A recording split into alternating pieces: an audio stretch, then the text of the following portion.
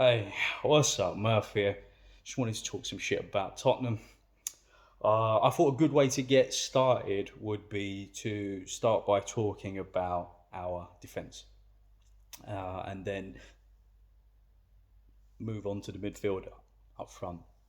Go on from there and go into more details. But I thought it would be a good idea to let you know where I'm coming from, how I feel about these players, so that in future, if I do put some more videos up, then you'll know where I'm coming from. You know what my biases are.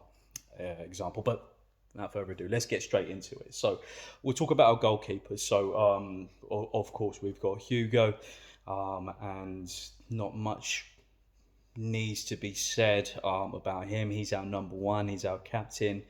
One of the best goalkeepers in the world, top five in my opinion. Maybe not so much top three. He seems to have ironed out a lot of his mistakes, and I think that may be down to Mourinho possibly putting him into a bit more of a disciplined position, so he's not flying out as much. And I've noticed he's actually become a bit better with his crossing, with coming out with crosses and attacking those. So, yeah, no qualms, no worries about him. Joe Hart, again, for me, I would probably have been one of these other people who just really wasn't feeling Joe Hart coming in. And that was just, for me, it was more of a personality thing. I don't think that his talent would have fully disappeared. He still would have had something to offer. Um, but just personality wise, whenever I've seen him interviewed or in training or in talking, generally something doesn't quite sit right with me, and I don't know what it is. Um, so I was just thinking maybe some of the players may have the same, if that makes any sense at all. Probably doesn't. Paolo, is Paolo finished? Paolo may be finished. I think. Um, Actually, no. I was actually thinking about Vorm, and he's gone anyway because I think the Netflix documentary actually did show a side of him that we didn't know, that he is actually a bit fragile. He was not ready to come in on that game where he did make the mistakes. I can't remember which one it is, but if you've seen the documentary, then you'll know what I'm talking about. And if you don't know what I'm talking about, he just kind of jellied out. He was a bit of a jelly belly. He knew he was up to playing a certain game, and when he's being interviewed about it for the Netflix documentary that makes anybody look good, um, he still seemed really, really nervous. Really nervous. Um, Alfie Whiteman, Ben Austin, I don't know too much about them, so I'm not going to go into it too much. Right now, so we'll start with our right backs. So, my opinion of our new right back, Matt Doherty, I don't think it's going to be a popular one. For me, I've judged him really quickly and really early. First few games I saw him play, I was trying to look at him because I kind of had an idea of what he does from when he was at Wolves, and so I was excited about that. And especially as we were playing that lopsided way, so he would be attacking. And he did actually start off with some of the friendlies in the first few games where he was actually attacking and getting into the opposition box, not necessarily putting too much crossing in. Um, but what I think will be unpopular opinion is I compared him to Danny Drinkwater. Now, when Danny Drinkwater was at Leicester, he looked a very, very good player, but that's because he had N'Golo Conte next to him. So there was lots of room for error. And to an extent, we had the same thing when Aurier wasn't doing very well for us, and Sissoko would cover him.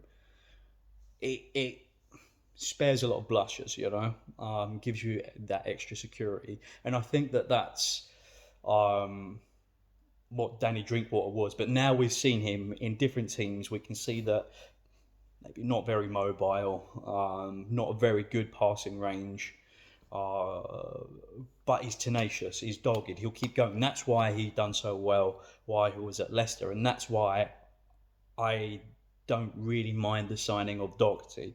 He'll always give you everything, but quality wise, there is some. Definitely, there is some. Not more than Surge, though. Not more than Surge. I have been much harsher than that about Doherty, but that could end up to bite me in the ass and me end up with egg on my face. So, Aurier, Aurier should be our starting right back.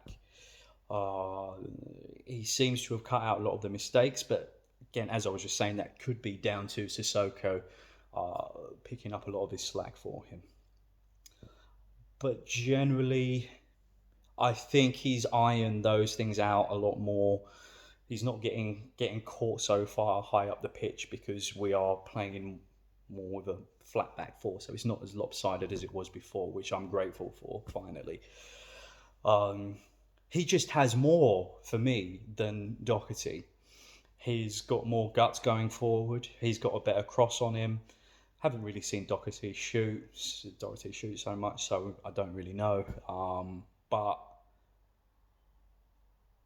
Aurier definitely has the bottle to take the shot when he needs to. And yeah, generally he can get into very, very good positions, and I love the aggression that he's been showing us recently, and winning a lot of his duels recently. So that's enough of the right back. So my first choice would be Aurier. Then our centre back pairings. So we have. I'm just looking at the lappy here. So we got Toby, we got Davinson, we got Joe Rodon, Tanganga. I won't go into the Ben Davis. I won't include that. Maybe if I start rambling a little bit. For me, and probably for a lot of Spurs fans, Toby is our best centre back, and most consistent, most solid, most reliable, reads the game better than anybody else. So he would always be my first choice. And at the moment, I would put Dyer in there as well because of the level of improvement, the confidence that Mourinho's been giving him.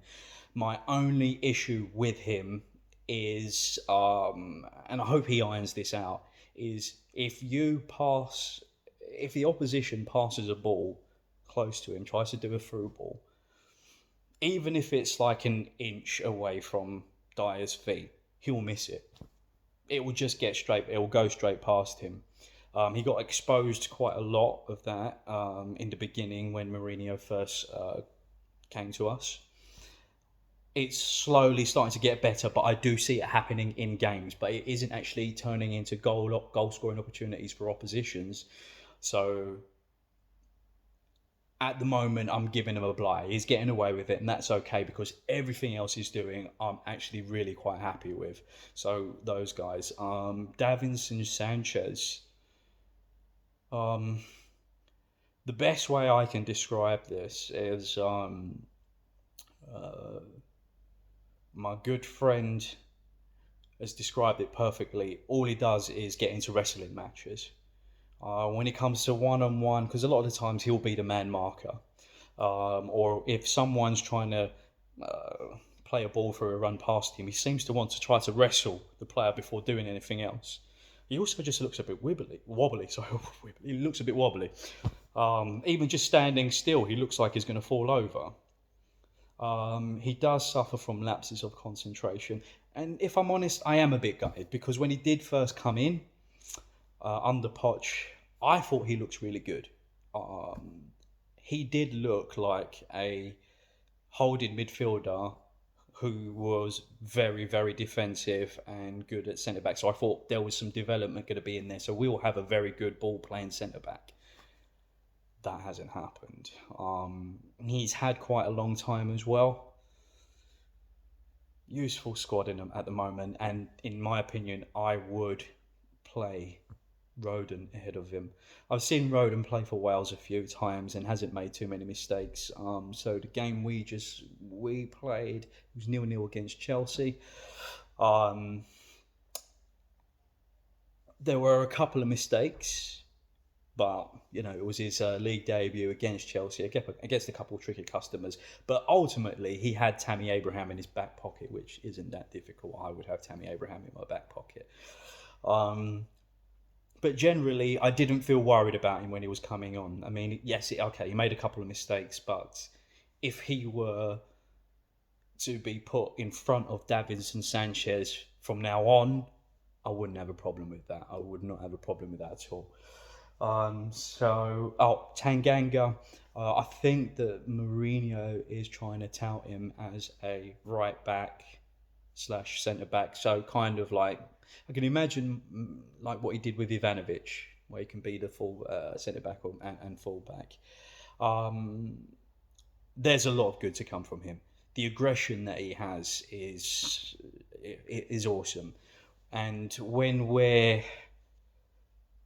up against teams where we need to be on them straight away, being extremely aggressive, some of our players at the top, from midfield upwards, might not do that straight away. Højbjerg will do all day long, but the others, it might take them a little while. They might need to get into a duel or two before they start throwing their weight around. Whereas Tanganga, right from the off, bang, he's in it, he's on it. He's trying to win everything, and he's trying to let you know he's there. I don't think we've seen too many mistakes from the lad either, which I think is extremely impressive.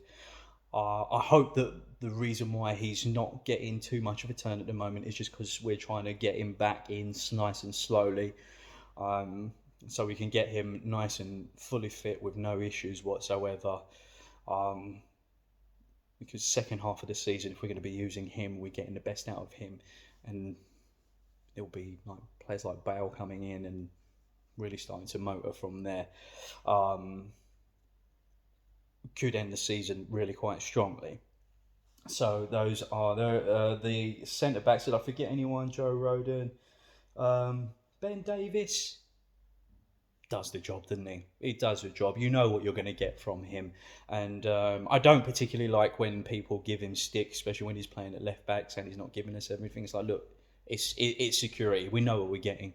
And then I think when Reguilon did come in first of all, and they were swapping, well, one starting one game, the other starting the other. Ben Davis did up his game, and his passing in the final third was actually a lot better. So you had the security, and you were getting dangerous passing in. So I've got no qualms, no problems with Ben Davis at all. Absolutely fine, diamond for me.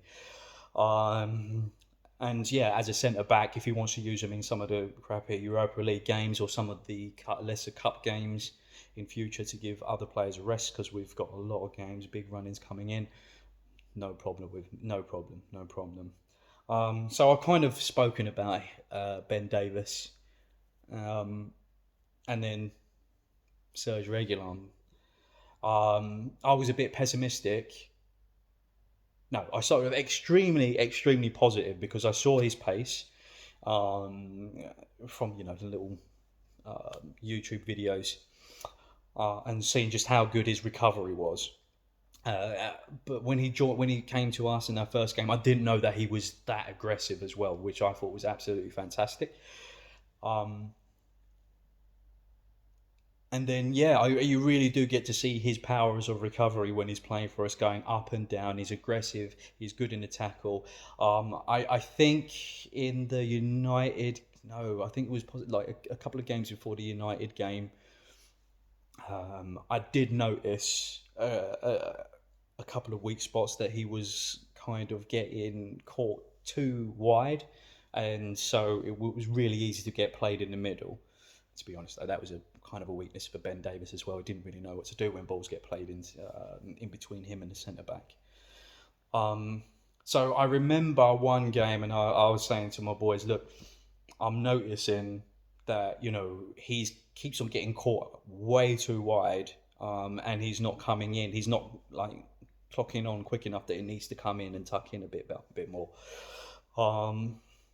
But that seems to be gone from the game as well, from his game as well already. Like, I'm super impressed with Reguilon. Super impressed with Reguilon. He's already got a couple of assists to his name. We already know that if we're in a game where we're going to be just full on attacking, because I don't think we're just going to be just holding all the time and catching on counter attack. Not for all the games, I don't think. But if there is a game where we just want to be going for the jugular with a team, and we have Reguilon and we have Aurier constantly putting the pressure on. I would be very, very happy and impressed with that. So, yeah, there you have it. So, those are my opinions. Have I missed out anyone? Doherty, Davis. Sirkin's not really on my radar, if I'm honest with you, yet. Um, yeah, so that'll do for now. I'll see how it goes, and then next time we'll talk about the midfielders, and we'll talk about the attackers. Then maybe I'll talk about my ideal starting 11 and how I would play them. Um, and then we would also, and of course, mainly we will be talking about Mourinho's tactics, how Mourinho's playing them as well. But in order so that hopefully we can get some sort of communication, interaction, then it'll be a good idea for me to give my opinion on how I would play them as well, or just critique whatever. So that was a mess, but thank you, lowly viewer, if you have watched that. Drop a like, that would be fantastic, and catch you next time. Peace.